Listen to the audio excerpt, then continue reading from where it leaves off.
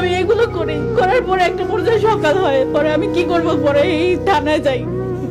থানায় যাওয়ার পরে ওনাদের অভিযোগ করে, ওনারা কয় কি আপনি কি বুকার দেশে আছেন, একটা মানুষ চাইলে টাকা পাঠাই দিচ্ছেন। এখন আমি তো টাকা পাঠাইতে চাই, আমার যে কোনো বিনিময় ওরে চাই, যে কোনো বিনিময় ওরে চাই, সেটা যদি তাবিজে হয়, মানুষ দিয়া হয়, আইন দিয়া হয়।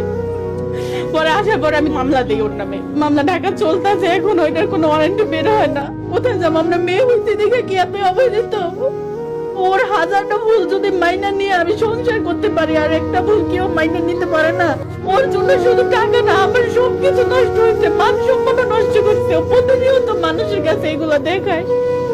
আমি তো আইনত ওর বউ ছিলাম, আমার সম্মান কি ওর সম্মান না? আমি যদি ওর সাথে ভুল করতাম, ও তো চাইলে আমার ফ্যামিলির সাথে যোগাযোগ করে বলতে পারতো যে আপনার মেয়ে কিন্তু ভুল পথে যাইতেছে।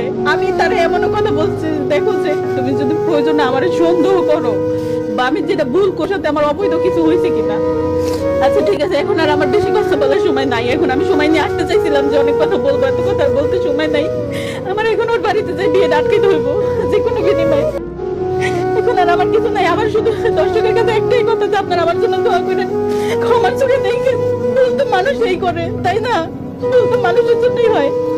এখন সবার কাছে একটাই উদ্দেশ্য, যে কোনো বিনিময়ে আমি চাই যেন ওর সংসারটা, আমার সংসারটা ঠিক ওর বিয়ে আটকাতে পারি। আপনাদের সাথে আমার এইগুলোই বললাম, বসার সময় নাই এখন, এখন আমার সময় নেই। আমার